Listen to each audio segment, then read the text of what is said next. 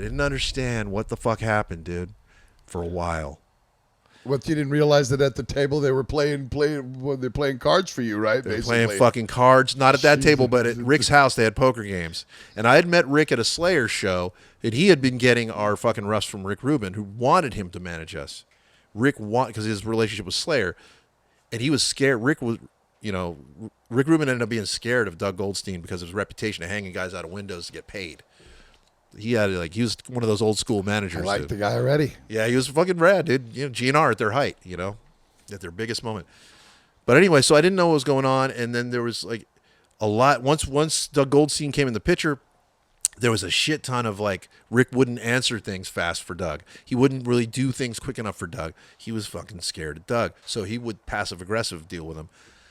And we were having problems with Doug, and we were called into a meeting with the guys from Sanctuary, and I remember showing up with Pan to the meeting and walking in, and there's Rick Sales and Merck sitting there at one table. I'm like, hey guys, what's going on? And I'd already talked to Rick at a Slayer show, and he was all like, I love your band, I want to manage you guys. I'm like, yeah, well, maybe.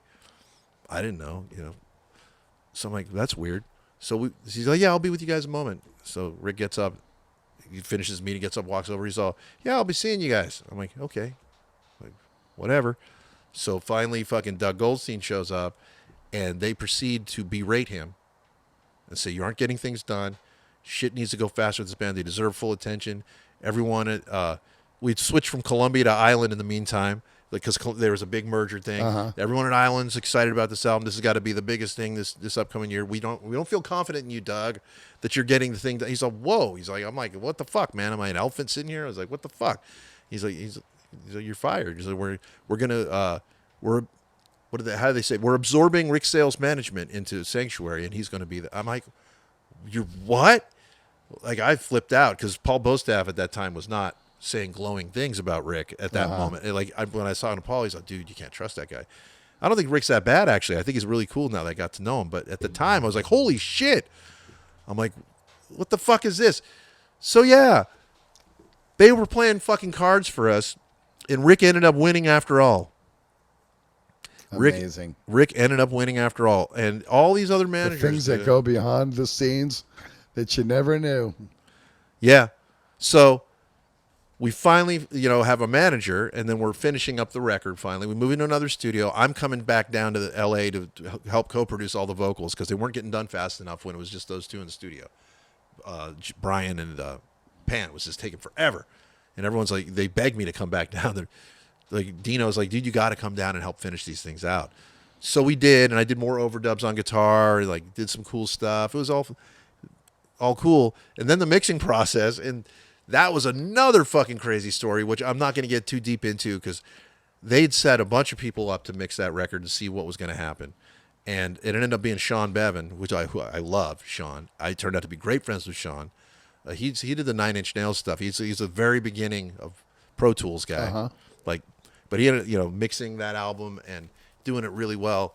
But all these people had come in and out to do that, and the mix itself, dude, took 2 months. Really? Because we would go back and do like all these different passes for Rick. Dude, there's like, hey man, 2-inch tape. Everybody remember 2-inch tape? Yes. When we did drums, we had 2-inch tape that went all the way down your garage and over halfway back. That's how many takes. So at $200 a box back in those days. So to make a long story short, and after Rick had the album mastered 8 times by 6 different people, and he fought with us over sequencing. Are we getting to the price yet? When do we get to the price? Yeah, I'm getting to the price. We're getting to the price, guys. We fought over sequencing for months. Sequencing you fought over. He wanted it a different way. It's the only fight I had with him. And I fought the entire time, and I fucking ended up saying, have it your way. So we started the album with Safe Passage. I didn't want to do it. I wanted to start. I had a whole different sequence. We all did. But I ended up relenting on that one. And after all that fucking money and time, the final bill came out to $875,000, and an album that Island was so fucking excited about. How do you pay that back? Yeah, yeah. Well, Ever. we were getting big tours at the time offered to us before the album. We did. But tours don't pay off record sales. No, they don't. They don't even touch them. You got to be on those tours to hope people are going to buy them. This is the beginning of digital, right? Even so, even worse. Yeah, and we didn't remember back in the day, man. I remember Exodus. We used to do 300,000, 350,000 records units because there was no digital.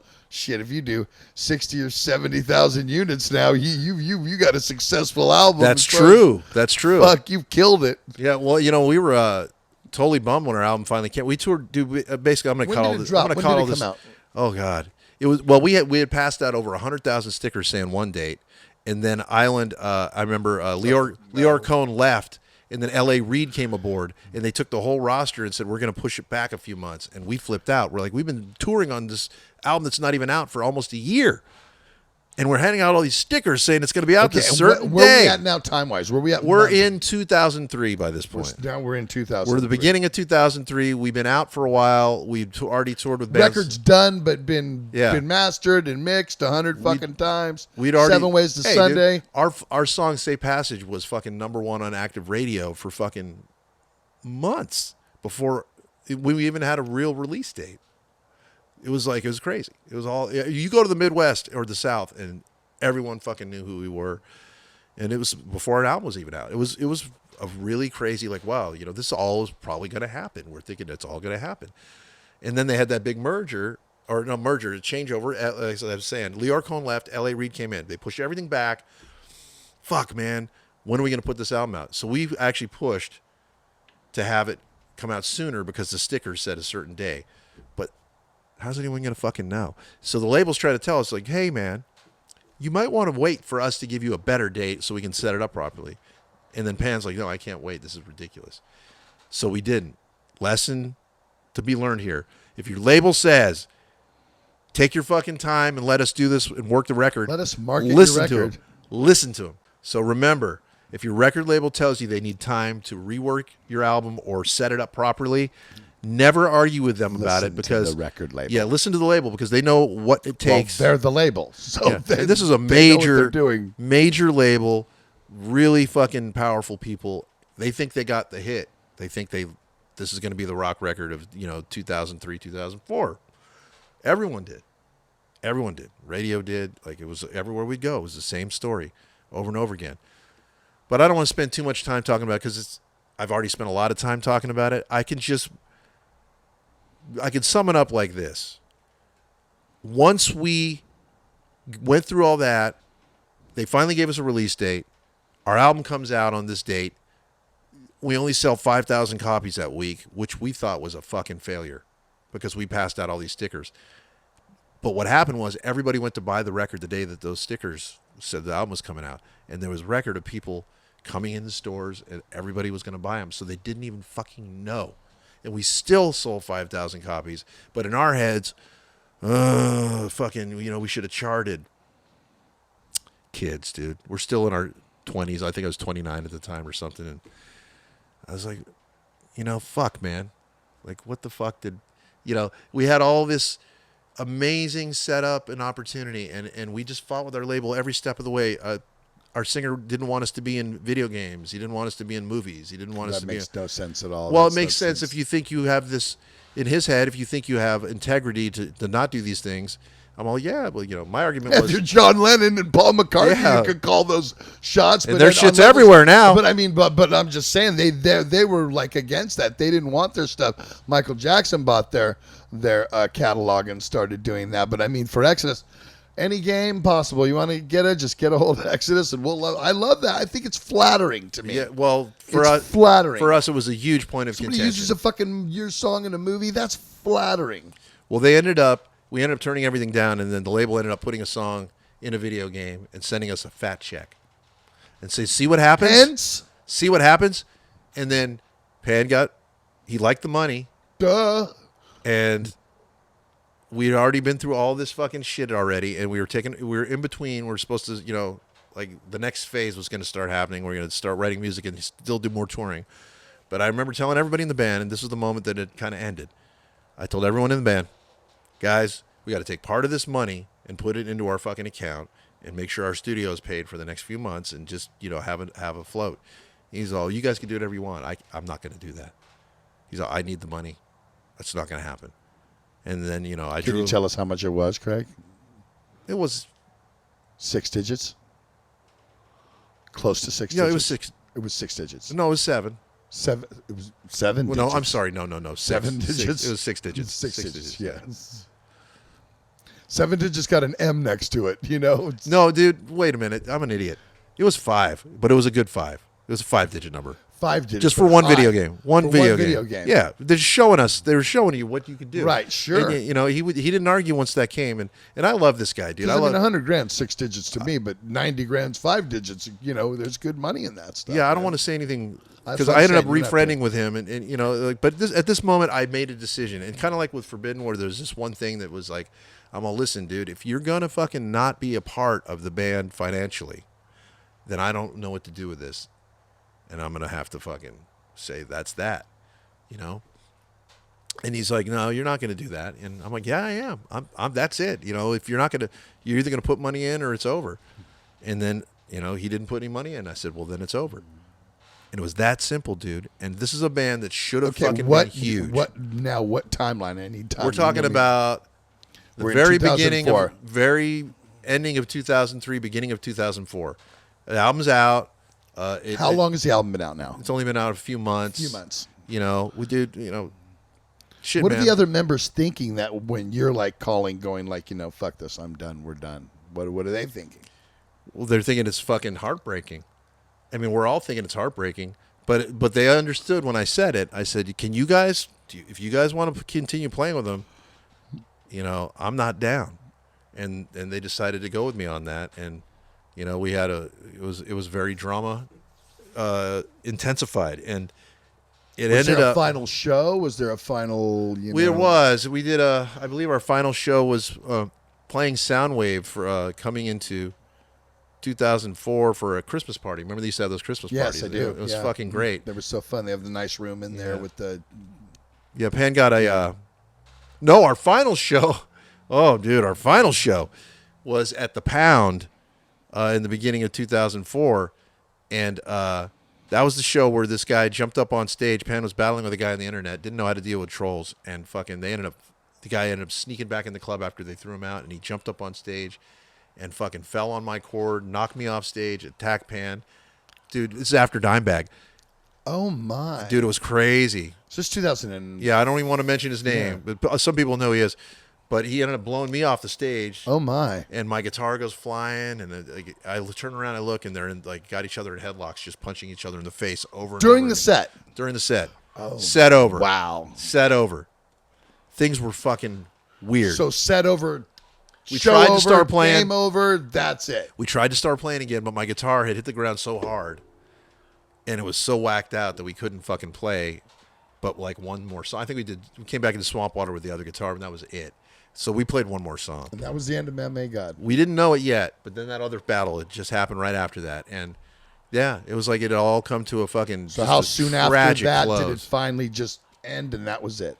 Well, a month, 2 months? You could no, it was within a month. It was within probably 2 weeks after that show. It was when this whole thing happened, and and when it happened, Rick and Dino both said to me, "Well, if you ever want to work with Pan again, we'd love to have you both back." Right. They didn't really care. We were written as key members anyway, so they didn't really And I said, "Well, listen, I'm going to look for a singer, and maybe we'll continue." And they said, "Well, good luck. Try to find a singer." So we weren't done with them yet, and that was where Tim Narducci comes in. Yeah, so the end of Man Made God is basically the beginning of Spiral Arms, because we had originally wanted to continue Man Made God, and we're looking into having a singer, and American was interested if I could find the right guy. So Tim came up because he was having problems in Systematic, which was Right. on Lars's label. Sure. And they had their radio thing going on too. Yeah, He they did some did, big tours. they Like did. they were doing well too. But he had the same kind of problems with another member in his band as we were having in ours. And so it just seemed like a really good fit. And I was, we spent many years after this moment, but we tried to do stuff. We actually went back and did a show at the Pound. It was our first show with him.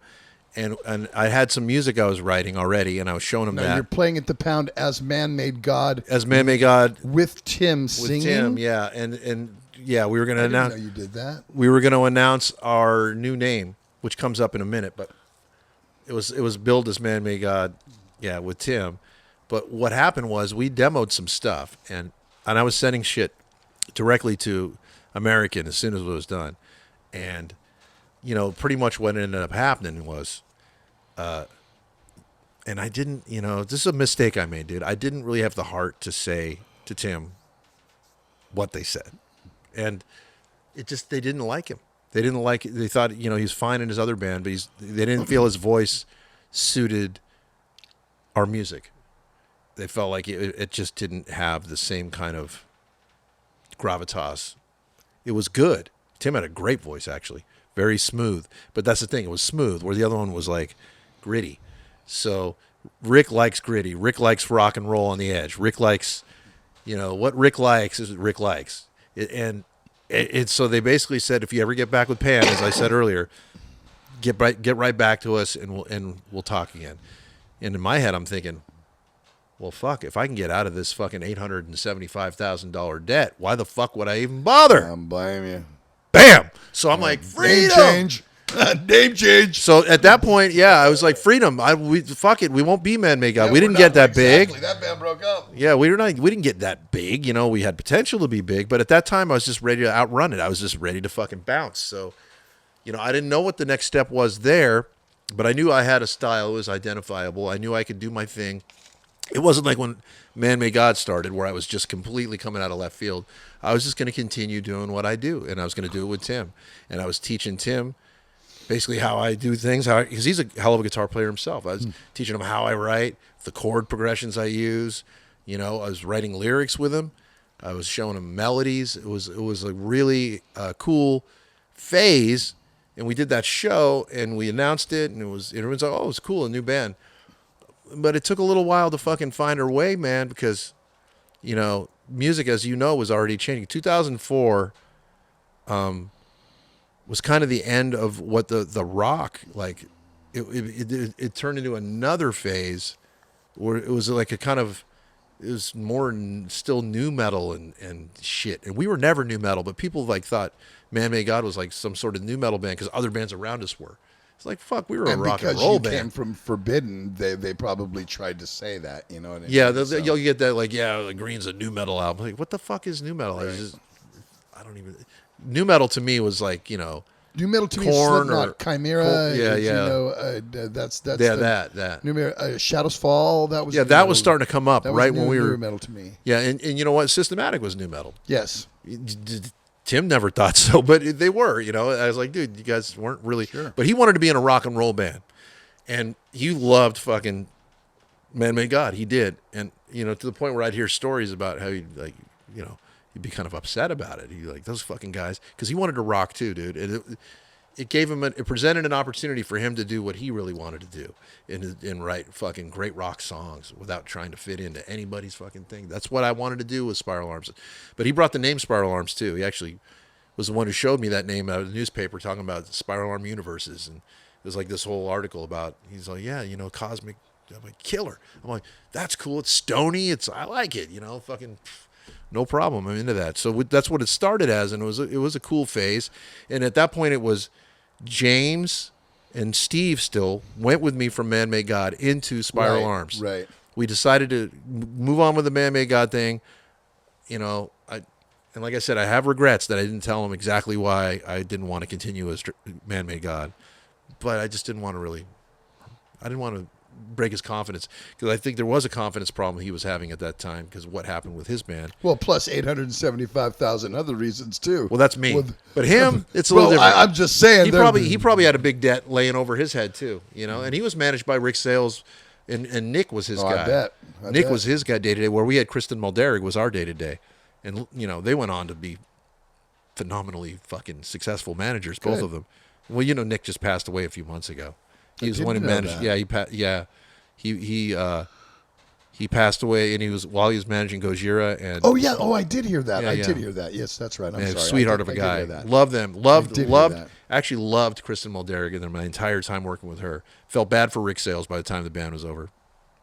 Anyway, that's the whole back there. But so we went into it and kind of just threw ourselves at making demos and writing songs, and didn't really think about how fast or long it was going to take. We figured. So now you're going through 2004, even though you're not worried. We're about in the 2004. We're starting to write, and at what point, in the summertime or right away? Because you played that probably last around show April or so. We started, and you've decided that you're going to be Spiral Arms. We started, yep. And that you're going to start demoing. And stuff. Tim had a 16 track, and we demoed the stuff, and he was good at it. Yeah, Tim tracked. I lived down the street from him that one time. Your kids used to walk by all the time while we were tracking. They did. That's and they're probably like, what the hell's going on in there? Yeah. But we did, and it was a really creative phase for us, and he learned a lot from me. Like I learned some things from him, but definitely at that point, he was like taking in the new way I was kind of doing stuff. So it was a really cool thing, and he started getting really good at the recording and the writing, and then he started taking over a little more writing, kind of incorporating the chords and stuff that I do. And relatively quickly, we were playing shows, and like already people were digging us live better. They liked it, and the demos were coming out, but they weren't really being better responded. than Man Made God live. Yeah, just because they felt like we had a little more energy. But the thing was that as soon as we started rolling, that was Steve's first real shoulder problem happened. So this is the Spinal Tap thing. So I won't tell you the whole lowdown of how it all went down, but basically here's our drummers in a row. We went from Steve Jacobs to Paul Bostaff, replacing him, learning how to play rock again, coming out of all that thrash metal, and doing a fine job, but it was a struggle for him. Then back to Steve Jacobs, who rehurt his shoulder again, to Eric Kretz, who finally we got to play together in a band. From Stone Temple Pilots, Eric. And that was fucking amazing. To Eric having to leave, and then Chris Contos comes in. And then that was cool and creative. But then we had a falling out with Chris after the Forbidden thing started, which we'll get to. And then we had Ron Radine playing. And then Ron Radine played with us on 2 albums, and he was great. Very understated drummer. Great, though. And then Andy Gallion came in. So we had all those guys. We was just moving on, dude. Okay, like so how Spinal Tap. Bow, bow, bow, bow, bow. From 2004. I did it where again. are we at now? We're at 2007, 2000 and well, second record. Okay, I just went through the drummers. We'll go backwards now. So okay. So we started playing with Steve. He had those problems. We had Paul come in and do some shows. That was great. We just kept writing and writing and writing. We weren't really sending our demos to anyone yet. We weren't really trying to get re-signed yet. We kind of felt like, let's fucking really get our sea legs under us. And by the time we went through Steve to Paul to Steve to Eric Kretz, that was where we started to get a lot of attention from labels once Eric was in the band. And the stuff that we recorded with him was getting hot. And then Andy Gould pops up in the picture again. And he wanted to manage us. And they wanted to get a deal done quick. And in the midst of all this, James Walker, my bass player, already had one kid, and he had another kid on the way. And we were him and I would go at odds, and he just, basically said, listen, man, he's like, I don't want to do this thing. I don't want to be signed. I don't want to, and then Eric's like, dude, we'll pay you a severance. You could come work with us just till we're finished the deal. And then he's like, nope, don't want to do it. So when that happened, Eric's like, I need a break. I think I'm going to go back to Stone Temple Pilots for a minute and see if I can get those guys back together. So that's when we needed a drummer again. So that whole deal went away. And then we had to pull Chris Contos into the picture. And we recorded some stuff with him. I talked him into doing it. It was at Sangre Eterna. Remember he was in Sangre Eterna? He did that metal band for a minute. He did like 1,000 bands, dude. Like Chris is in more bands than anybody we ever known. But he asked me to do Sangre Eterna. And I said, well, if I'm going to do your Sangre Eterna metal thing, it was like metal, thrash metal. He said, well, I'm going to do your thing. You're going to help me out and record some songs with us. And they sounded great. So he ended up like saying, okay, let's just do this. So he went full time. And then we pulled Brad Barth in and added the element of B3 keyboards and Rhodes piano and fucking all this amazing shit. So like, boom, we're like, it was really cool, And we're starting all over again. We're just starting the whole shopping period. Tim's getting much better at recording. Then we get an offer to play Grass Pop with Spiral Arms in Europe. And I'm like, well, wow, this is fucking great. We're going to play Grass Pop. This is fucking awesome. We go over to Europe, and within the first hour of me being in Europe, I realize they were grifting me to do Forbidden. As soon as I land basically in Europe and I'm making my way around anywhere, any hotel, anything, there's people coming up to me talking about, we need to bring Forbidden back here next year. And I'm like, I'm like, in the car on the ride over to the What year Grass Pop is this, Greg? 2007. It's 2007 Grass 2007. Pop. Spiral Arms is playing at Grass Pop. Yeah, we had so many drummers that we really hadn't settled in. We were about to get signed with Eric. Then the Contos era begins in 2000, must be 2006. We go for a couple of years. We make some demos. We're starting to get attention again. We do the Grass Pop thing. They throw Forbidden at me, over and over again, everywhere I went. And when I had breakfast the morning that we Who was played, throwing Forbidden at you? everybody did. The promoters, people from Nuclear Blast. Yap introduced himself to me, sat down at breakfast and introduced himself to me and said, this, that, and the other, and we want to bring Forbidden back here next year. And I'm just realizing, holy shit, they're not as interested in Spiral Arms as they are. Just want to see me fucking bring Forbidden back. And I resisted it, dude. I wasn't a dick about it. I just go, no, that's cool. I'm just doing what I'm doing. I'm not really looking to try to drag everybody back. And we did the fucking show out there. It was really fucking cool. And then I get home, and a couple things happen. Really soon after that trip to Europe, I get an email from Hank Sherman. Yeah. And Hank, I don't really know, but I worship. Hell yeah. He's like one of my top influences. Writes me this really nice letter about Merciful Fate for yeah, those Merciful of you Fate. who Hank do Sherman from not Merciful know Fate. Hank Sherman. I'm sitting next to you watching Get Thrashed, and all these thoughts are rushing through my head. And I'm thinking to myself, man, I at least got to reach out to all the guys and see how the fuck they're doing, because these offers are coming in. Well, I mean, I'm sitting there and we're watching the movie, and I was in an Exodus at this time, and I'm telling him, if Russ doesn't want to do it, I'll fucking do it. Remember, I'm telling you that. I go, I don't care. I'll figure it out. I'll do it. You need to do this. Yeah. I at least entertained the thought, and I was doing interviews after, and I said, I'll think about it, And I went and called Bostaff first, because he was the first guy. I was like, okay, Paul, you've been telling me you want to do this for years. Tell me about all those Forbidden fans you run into. I'm like, do you really think they're out there? He's like, oh, dude, they're out there. So he was in. Then it was, I think I talked to Russ next, and then Matt. And then we wanted to get Tim Calvert in. We really, the possibility of having Tim Calvert in. Now, that's a whole story unto itself, because he was going to be a pilot, and his whole life was changing at that point. So, it kind of reverted into what it turned into. We wanted it to be a Twisted and Deformed thing, and it turned into be a Forbidden Evil thing with Glenn. And, as the reasons I went over, we had a little bit of trepidation about trying to do that. Sure. But we hadn't really even agreed to do anything yet. We just talked about it, right? We had a meeting, we talked to Glenn. I brought it to the guys in Spiral before it even had happened. I said, well, I'm getting offers, and I'm going to do this demonic thing. And, I was talking to Chris. I pick up Chris every day in Oakland, take him all the way to Livermore and back to Oakland. So we had a lot of time to talk. That was our everyday practice thing, So I was telling him, and he was being pretty supportive. And as was Tim, they're like, you got to do what you got to do. You got to, if you want to close out the Forbidden thing, you got to, go do it like that. Because that's what my intention was, Steve, is to close it out the right way. Let's do this the right way and play some festivals, and, then it'll be all about Spiral Arms. So we went into everything with them thinking, all right, by the way, we'd released a full length of a collection of our demos Spiral Arms had done. And that it did, people really dug that. So that was the only real release we had. It was about 11 songs or something. And you could still find it. It's called, I can't remember what it's called, Soul Music or something like that. But anyway, we did this thing, SOL though, like Sun. And it was pretty cool, And we were kind of thinking that had a good trajectory. We had, new management, and everything was kind of going good.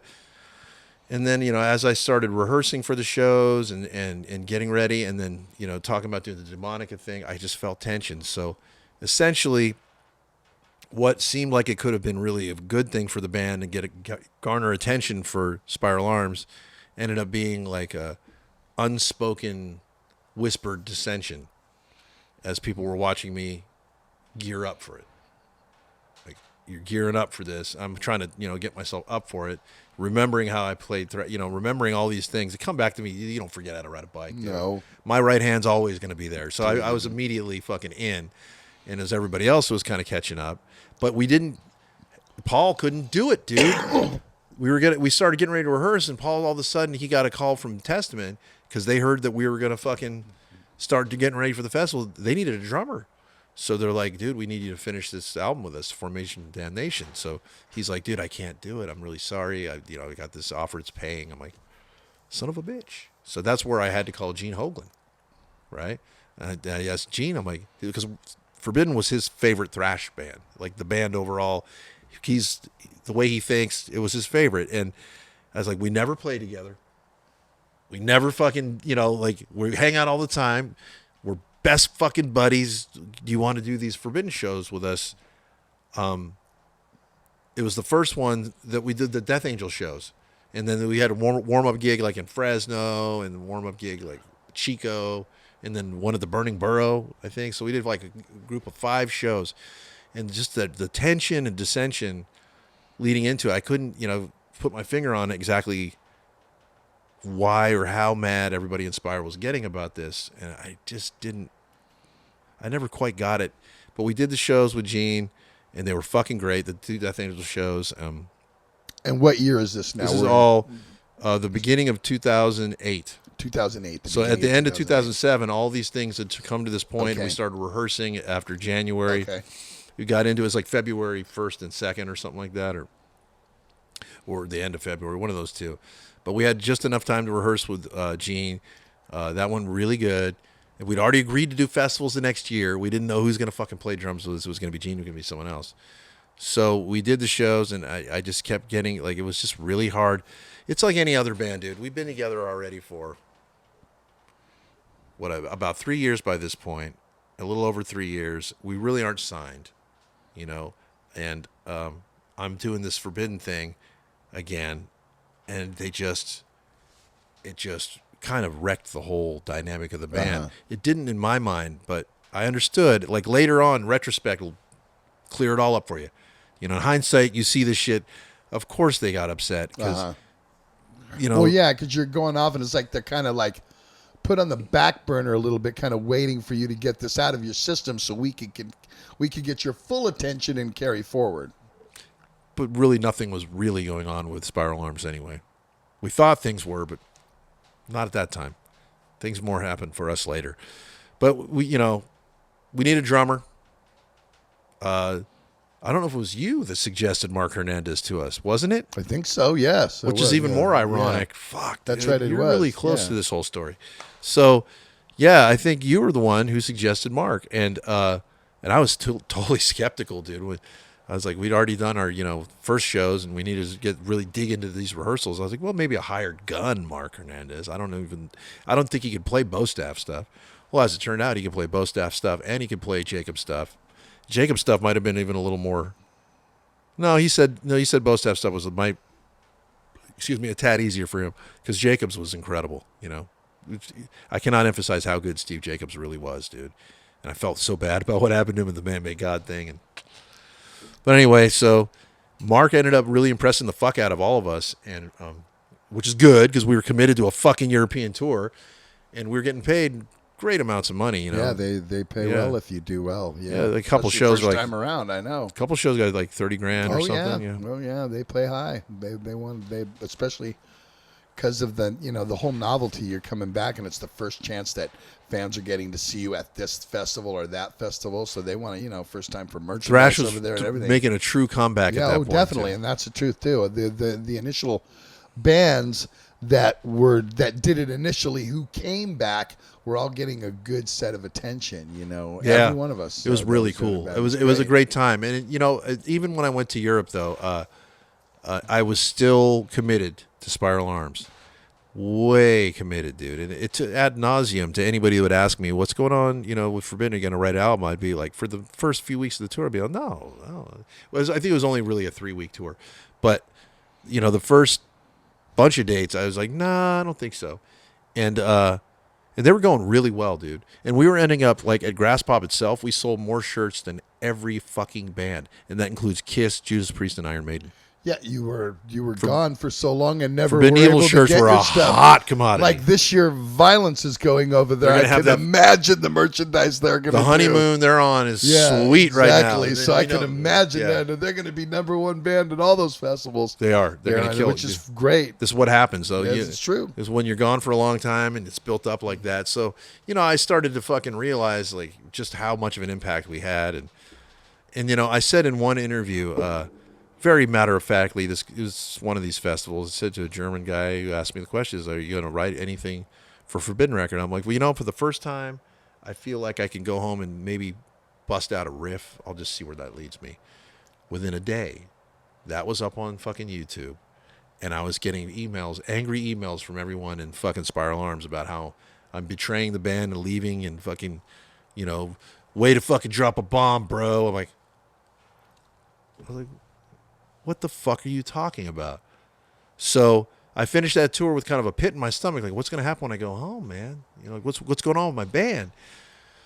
So we fucking I come home and we end up calling a meeting, and it's at Chevy's over here in, I think it was the one in Livermore or something, and it was like really, truly the worst day I've had up until then, like ever. It just was, they were just all hammering me with this, dude, you fucking, how could you betray us? And you said you weren't going to do this. You said you were. I said, hey, man, motherfuckers, I haven't even fucking wrote a riff. I just said I might write a riff, and you're going to fucking make this big a deal. Well, I was so fucking pissed, dude, but I was caught off guard. I didn't really know how to.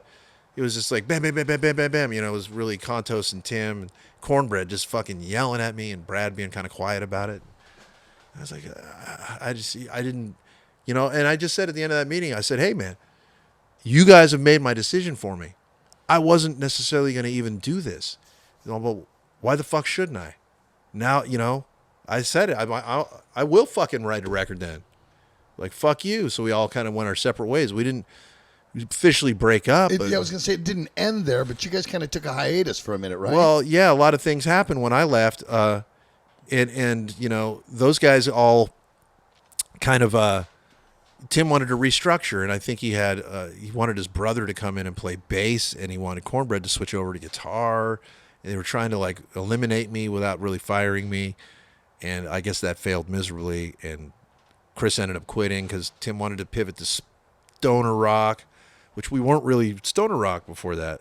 We were like, I always called it stoners that rocked, or stoners that rock, but we were never stoner rock, at least by my estimation, because that wasn't the kind of music I was writing. But Tim was starting to write more, and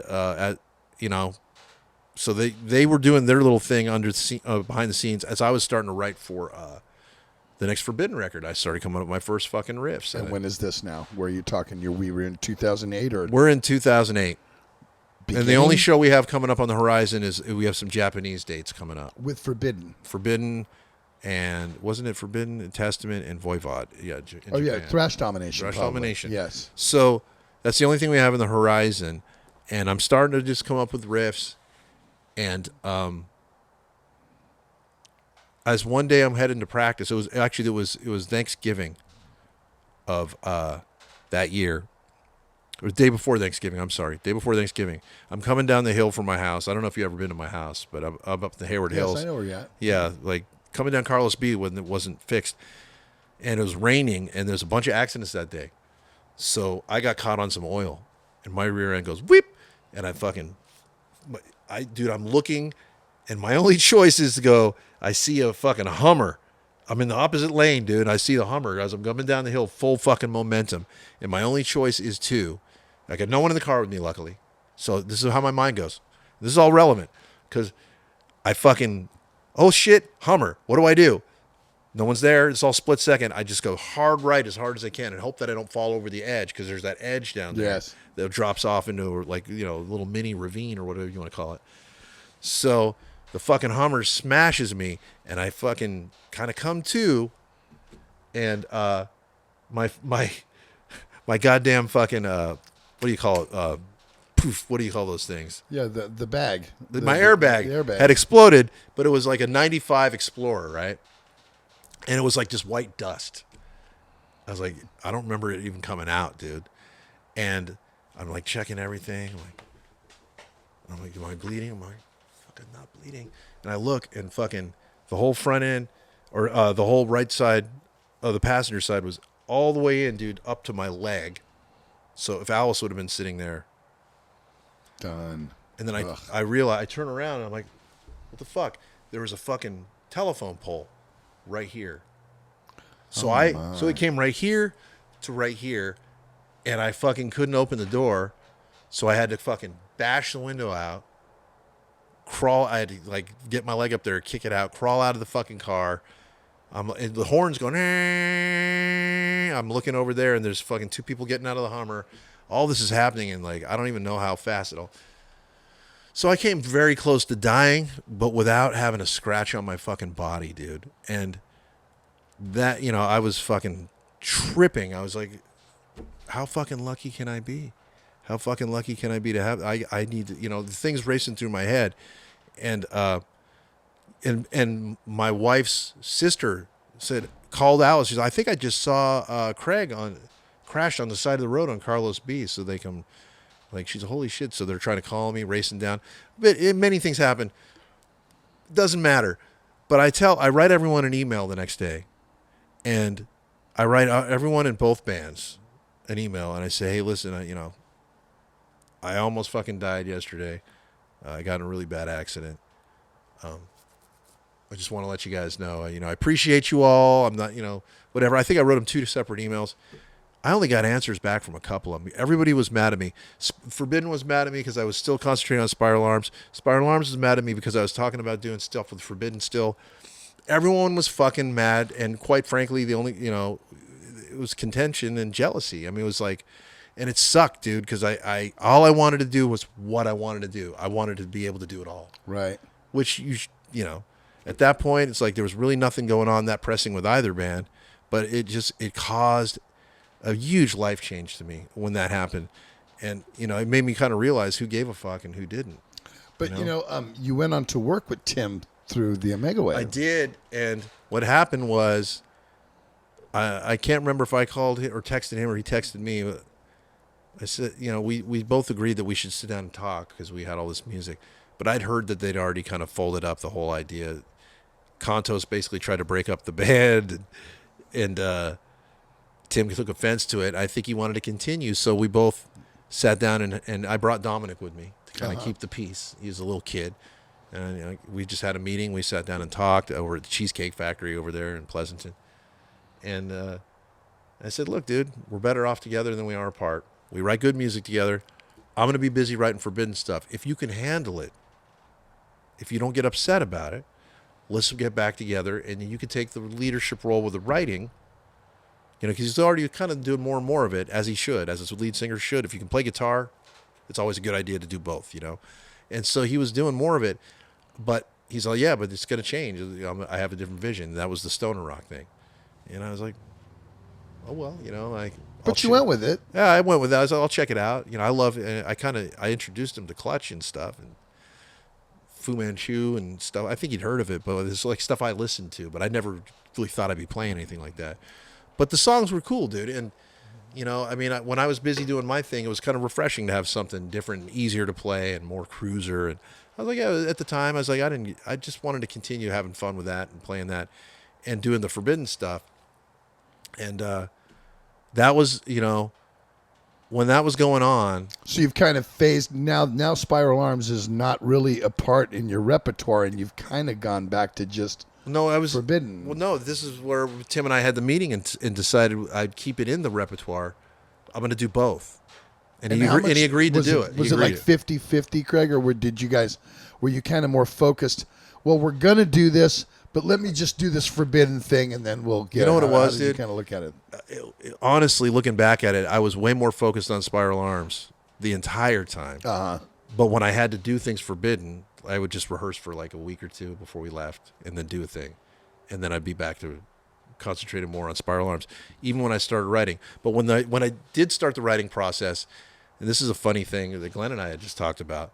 We I remember going to Glenn's house with riffs and say, get out your guitar. I'm going to show you these. I've been working. He's like, no, just show them to me, and I'm going to record them. And he just hits a button. I'm just like recording all this stuff, and a lot of it ended up on Omega Wave. A lot of it ended up, and when we were done, I was just like, why didn't you play? Why didn't you pick up? He said, well, I've been thinking, I think maybe we should sound a little bit more like Meshuggah, or maybe a little bit more like Opeth. We should see what happens. We should like get together and do more. Well, dude, you haven't been around for one writing session. What do you mean get together more? I'm like, so that was my moment right then where I realized, holy shit, this ain't going to work out again. Because he had a different idea being a guy that was only in the band for almost 2 years than the guys that were in the band for all those years. For the basis of what Forbidden what was actually. What he wanted. That's what you wanted to go back to, basically. You didn't want I mean, I you wanted to be forbidden. I wanted to be forbidden. I knew what we had. I knew what we were good at. And Mark was showing me that he could write with me, and we were writing some great stuff together, dude. And I remember leaving his house, driving. I didn't go for more than fucking 20 minutes before I got a text from his brother saying, "What's this stuff I'm hearing?" Glenn had already sent him the fucking demos, and he was already critiquing it. I was like, "What the fuck?" So I was like, this ain't gonna work, But Glenn, to his credit, ended up quitting before anyone had to fire him. He saw the writing on the wall that it wasn't working, and he wanted a different thing, dude. And no harm, no foul. Right. No one was really mad at him. But after the European tour, after the Japanese thing we did with Glenn, that was like the end of it. So that's when Steve Smythe comes in. That is when Steve Smythe came in from fucking London. Yeah, I remember that because every time we were on the road, we'd always have our guest in London would be Steve Smythe. Yeah, man. Steve Smythe. For like a few years there, right? I believe he's back now, though, right? He lives in the Bay Area again. He's up Santa Rosa. He moved back. Closer than London, bro. A lot closer than London. It was a mighty task, but it was well worth it for what the product we ended up with Omega Wave, which we'll get to. But we brought in Steve for a good reason, because we needed somebody that was easy to work with and somebody that was also great. And Steve is great. Great. That's an understatement. I'm sorry. And people talk about unsung people in the business. That guy is so unsung. It's unbelievable, man. Well, we were trying to get him sung. I mean, he did. Oh, he's sung. You know what I'm saying. He's had his Testament time. He had his Nevermore time. His VR time. Yep, that's right. And he has his One Machine time. But I think with Forbidden, I really wanted to see what a partnership with somebody like him, because it reminded me more of Tim Calvert back when we started, and that was really kind of what I was hoping for. And I will say that if you go chronologically through all the guitar players that were in Forbidden Evil through, every one of those guys is fucking great, and everyone did something really special, like all of them. And going with Rob to Glenn to Tim to obviously Steve, but Steve might have had more musical knowledge than anybody else. He knew more about theory. He would try to tell me, like, sometimes, like, well, you're not really supposed to do that there. And I go, nobody tells me that, but that was nice to know. Like the other guys, they'd either like it or not. They wouldn't explain why that wouldn't work or how that's not supposed to work. He knew a lot about theory, man. So he was really fun to work with. And we just did, I had a couple songs written when he came in. I had Hypnosis and Adapter Die already ready to go. And that was Mark and I, and Matt helped with a little bit of Hypnosis too. But now talk a little bit about working with Mark, because I mean, now you went from working with Paul and a few of the other great drummers that you had worked with Mammy God and then Spiral Arms, and now you're working with Mark. Mark was great to begin with, but we had to get acclimated with one another, and it was funny because for a while there he would make jokes every day about being the hired gun, and it wasn't until we started writing. I said, I'm not going to necessarily say you're in the band until we're writing music together. And then I can't remember where it was, but I go, you need to get him. You did. Yeah, because he had played with Technocracy with Demel, and I knew him from that. And I was like, wow, he's a really great He was in Violence. Yeah, well, yeah. First and foremost. And I remember him from both. And I remember him, I mean, obviously we have different memories of one another, but I remember him being a lot more cocky and cocksure, and that was cool. But getting to know him and his sense of humor, he's very sharp. This guy, he cuts like a knife, Mark. And I play with him to this day. We're played back to get Right, and which we'll get to. Yeah, well, which we'll get to, but syncopated would be the word I would use for Mark. He knew how to lock up with my right hand, and we wrote some really creative patterns that if you're not paying attention, you may not notice how intricate those things are. Oh, I know Hunting and Holt. I mean, I know that. I have Yeah. that. They have that thing together. And it's a different thing. That's a dude. Hunting is that guy. I'm just saying your Starting with the mentality, left, your or the mentality, left, the left. You know, Yeah, it's the other way. It goes the other way. Yeah, everything's goes. Him and Ian Pace, they go the other way. The pre-roll, I call it. Exactly. Yeah, but Mark had his own thing, and his own way of playing drums, and it was great. It was cool, and him and Steve together musically was really cool. We'd get Steve out whenever we could.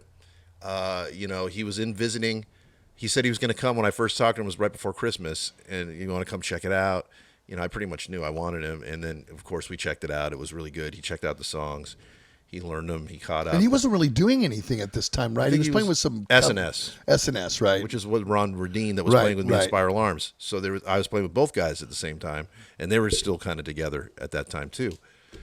So yeah, I mean, it was a great beginning, and really exciting time because we, had this international thing going now, which ends up being kind of a drag once you fly people across the fucking country all the time for a gig, Yeah. for a tour, for whatever. It's like, it's not the most economical. It's not conducive, that's for sure. Well, it and this is doesn't also help this is also done after the year that we got made so much money in Europe, and we're thinking, well, every year will be similar, so we'll be able to afford this, and we did afford it. It just took a bite out of budget. It takes a bite. Yeah, I mean, it was. And flying on a whim like that too. Sometimes they are on a whim, and that's even more of a bite. So, but to make another long story short, that was the beginning of the Omega Wave writing process, and then we played the Rock Hard Festival, I think, which I touched on earlier, I believe. Yes. And that was amazing for us. That was like, okay, we were a better band than we were the year before. Russ was more vocally in shape. There was something we were striving for. We had done a demo with Tim Narducci, actually helped produce some stuff with me, and that was the beginning of that relationship too. So there was a whole bunch of things that I was trying to bring both bands together in a way, even though that wasn't really possible. I was trying my best to that's be like having diplomatic. two girlfriends that are going, you know what? We're going to date me and we're going to date her, but that's her right there, and that's her right there. And It's forbidden polygamy. I mean? Exactly. It's like, exactly. And it's like, well, is he going to sleep with me more or her more now? You know what I mean? Man. And that's the way it's looked at. And I would really, wanted it to work, dude. I mean, I loved everyone involved, but, like I said, after all the things that had happened, and even my accident, there was some, like, I can kind of see the writing on the wall. There was like, who really cared, who really didn't anymore, and it was a weird time. But I did have Tim do the demo, which Nuclear Blast loved. It was Hypnosis and Adapt or Die, and then we went and did the show, kicked ass. Immediately came back home, started negotiating a deal with Tambray as our manager, which was a great help. Yeah, Tambray's great. Love She Tambray. was super, super sweet and always had the best intention. She's tough as fucking nails too. That one. That's what you have to be. Yeah, Tambray's fucking. We had a woman manager back in the day in Exodus. Tony, that was man, close. She's tough as nails too. You I have see to, her around now, Yeah, and I'm like, I she see her all looks the time. great. She looks yeah. awesome. She Yeah, looks man. awesome. She's I'm going to have her in the vault. I actually hit her up, text her yesterday saying I need you all day for 1 million different segments that I want to do. That'd be great. 'Cause So, she's awesome. oh yeah, we keep in touch very The much. powerful so. female manager episode. Oh yeah, that believe me, her and we got to talk about Debbie. Debbie gets her own episode, man. believe Gloria, me. Maria. Oh yeah, Gloria. Well, Gloria's still Kristen active. Mulderick is doing it now. Kristen- That's the power girl now. Who's that? Kristen works for Rick with Rick Sales, and she does day to day for Ghost. No, Robin Mason is the queen now. Robin Mason. Do you know she's Robin the queen Mason for is? our kind of metal. Robin Mason manages Exodus, and she's the one who's. She is, man. Robin's She's amazing. badass. Robin kicks ass. Robin is very strong for us. Yeah, she's But just screw- strong. Let's talk She about. was just doing merch when I met her. Yeah, we believe me. She's Didn't she manage Testament No, for a minute? she just managed Exodus. But She I does thought she managed she does Testament merch for a for minute. Testament. She does merch for King Diamond. Won't even go out on tour Without if her, Robin's not doing his Yeah. merch. She's on top of it. So we have looped her in. She knows everybody. She's worked with us for the last 3 years, and honestly, I don't have a problem with. I love Robin. I love everything she does. She's great. But let me give one shout out to Kristen. Kristen was our day to day. That's all, folks. Day to day with Man-Made God. I didn't touch that. I'm doing it. I'm doing it. That's why I got a contact high.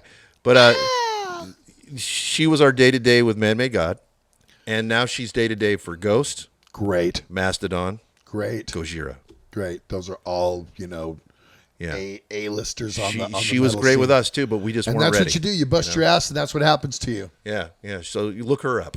But anyway, so back to where we were. So yeah, we came home. We started getting our deal done, and I wanted to get Tim Narducci involved, stay involved, and help us and be a part of the process. Now let me so ask I could, you: more olive branches. Was were that being, also trying to show him that your loyalty to Spiral Arms Yes, as well? it was. So there was, yes, okay. 'Cause Absolutely. why not, right? Well, I mean, he's really good. producer, dude. I'm sorry, Tim does good stuff. Nobody so- does more with less gear. You know what I than Tim mean? does. So- Like Tim doesn't need all the shit. His ear is really good. So Well, I just heard things that he does, and Yeah. I like even the demos back in the garage when we lived down the street. those my kids demos were that like, we made were fucking you know what rad, I mean? dude. That's what I'm saying. Those It's 16 stuff tracks, that the early Spiral Arm stuff when it was. You don't know. You just don't know.